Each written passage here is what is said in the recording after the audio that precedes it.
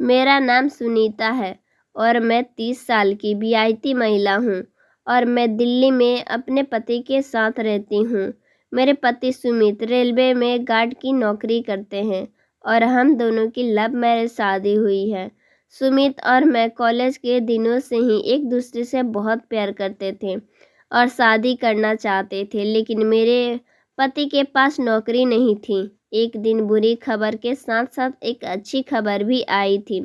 दरअसल बुरी खबर ये थी कि मेरे पति के पिता गुजर चुके थे और रेलवे में नौकरी करते थे और उनके गुजरने के बाद वह नौकरी सुमित को मिली, क्योंकि उनके बड़े भाई मेरे जेठ जी ज़्यादा पढ़े लिखे आदमी नहीं थे। पिता के गुजरने के 1 साल बाद हम दोनों शादी के पवित्र बंधन में बंध गए।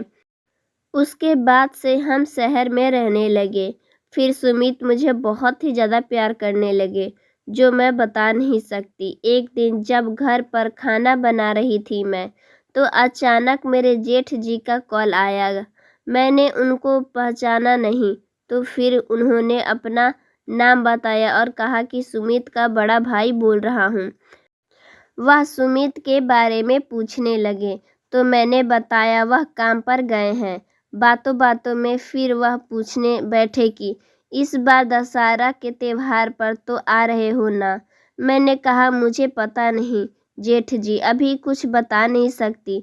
दरअसल आने में 3 हफ्ते बाकी हैं, हो सकता है इस बार हम आ जाएं। जेठ जी बोले चलो कोई बात नहीं, अगर आओगे तो मुझे बहुत अच्छा लगेगा। चलो अभी फ़ोन रखता हूँ, कुछ काम है। मैं बोली ठीक है जेठ जी, अपना ख्याल रखना। रात को जब सुमित आए तो मैं उनसे सारी बात कही। फिर वह बोले कि अजय भैया का मेरे पास भी कॉल आया था, वह हर बार गांव आने की बात कहते हैं। मैं बोली तो इस दशहरे पर गांव चलते हैं ना, वैसे भी काफ़ी समय से हम दोनों गांव नहीं गए। सुमित अरे यार, अब तुम जानती ही हो रेलवे की नौकरी में छुट्टी कम मिलती है। मैं बोली एक काम करो, उन्हें कानपुर से दिल्ली कुछ दिनों के लिए बुला लो, कम से कम कुछ दिन साथ तो रहेंगे। सुमित बोले हाँ तुम ठीक वो कह रही हो, मैं कल ही भैया से बात करता हूँ। सुमित ने अगले दिन जेठ जी से बात करने के बाद मुझे कॉल करके बताया कि जेठ जी 3 दिन बाद हमारे घर आ रहे हैं और मुझे उनके लिए एक बंद परे कमरे को साफ करने के लिए कह दिया। मैंने जेठ जी के लिए कमरा साफ कर दिया। फिर वह जब दूसरे दिन आ गए तो मैं पैर छूकर उनका आशीर्वाद ली।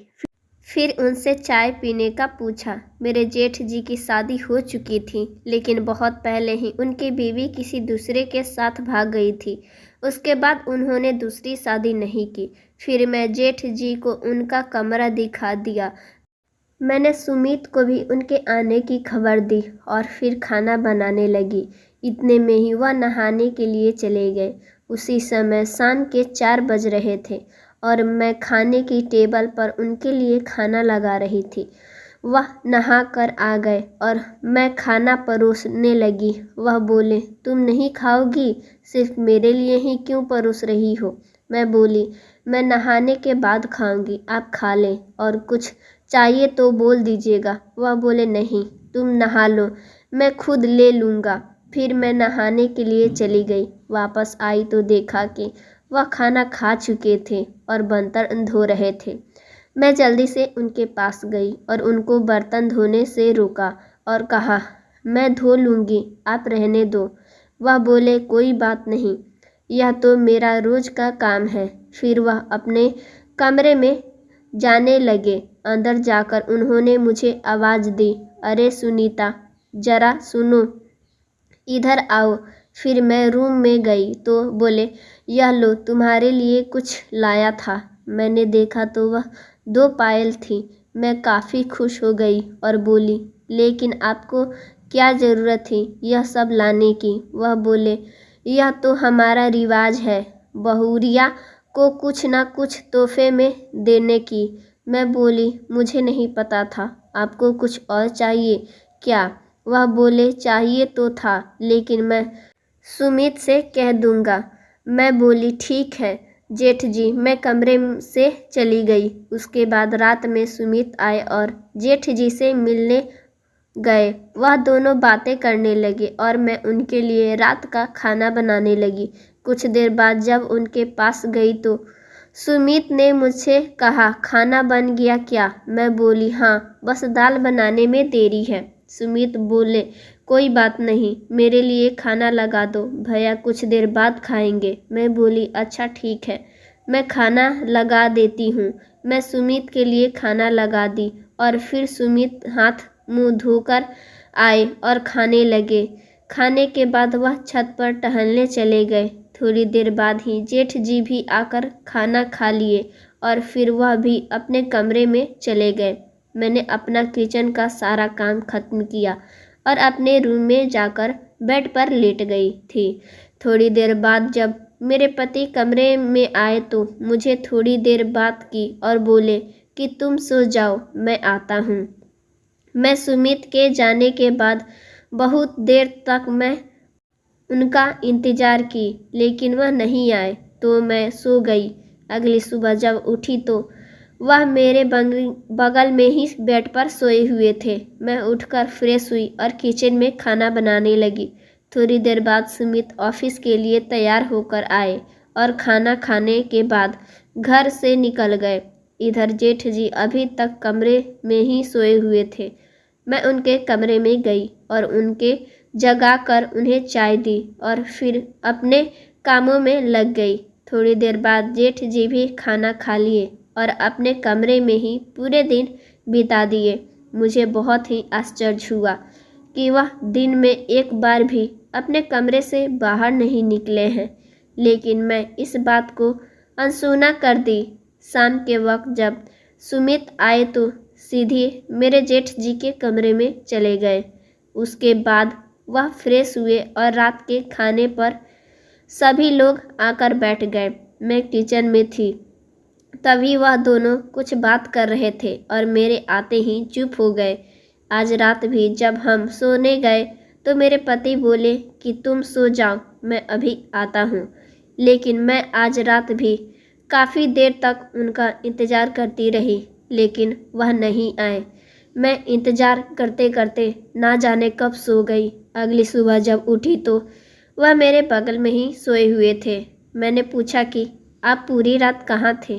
तो वह आज भी उन्होंने यही जवाब दिया कि मैं तुम्हारे पास ही तो सोया था। मैं जब आया तो तुम सो चुकी थी। 2-3 दिन तक यही चलता रहा। मैं हैरान थी कि आखिर सुमित रात को कहाँ चले जाते हैं। इस राज को पता लगाने के लिए मैंने प्लान बनाया। अगली रात का खाना खाने के बाद हम अपने कमरे में सोने गए। मैं अपने बेड पर सो गई। सुमित मेरे बगल में ही सोए हुए थे। वह मुझसे थोड़ी देर बातें किए, जिसके बाद मैं सोने का नाटक करने लगी। मेरे आँख लगते ही सुमित मेरे कमरे से बाहर निकल गए। तब मैं उनका पीछा की। मैं सामने का मंजर देखकर हैरान रह गई थी। सुमित मेरे जेठ जी के पैर दबा रहे थे। मैं दरवाज़ा खोल के अंदर चली गई। मुझे देखकर वह दोनों चौंक गए। मेरे जेठ जी रो रहे थे। वह अपने आंसू पूछे और अचानक से सुमित बोले, तुम यहाँ कैसे? तुम तो सो चुकी थी। मैंने कहा कि यह सब क्या है? आखिर जेठ जी क्यों रो रहे हैं और आप हर रात यहाँ क्यों आते हैं? तब उन्होंने बताया कि मेरे जेठ जी के कमर और पैर में बहुत दर्द रहता है और उनके देखभाल करने के लिए उनके पास कोई नहीं है। उनकी जो शादी हुई थी, उनकी बीवी भी इन्हें छोड़कर भाग गई। यह घर पर अकेले रहते हैं। यहाँ पर उनके देखभाल के लिए कोई नहीं है। तब मैंने सुमित से कहा कि तो इसमें छुपाने वाली क्या बात है? आप जेठ जी का यहाँ पर इलाज करवा दीजिए। मैं हूँ ना, मैं जेठ जी का ख्याल रखूँगी और उनकी सेवा करूँगी। मेरी बात सुनकर मेरे जेठ जी के चेहरे पर मुस्कुराहट आ गई और सुमित बोले, थैंक यू, तुमने हमारा इतना बड़ा मसला हल कर दिया। हमें तो लगा कि कितने दिनों से तुम यहाँ अकेले रह रही हो, तो भैया के आ जाने से शायद तुमको अच्छा न लगे, और तुम कहीं हमसे झगड़ा न करने लगो। इसी वजह से हम तुम्हें यह सब बताना नहीं चाहते थे, यह बात छुपाए हुए थे। मैंने कहा कोई बात नहीं, अब जो हो गया सो हो गया। मैं जेठ जी का ख्याल रखूंगी और अब से यह हमारे साथ ही रहेंगे।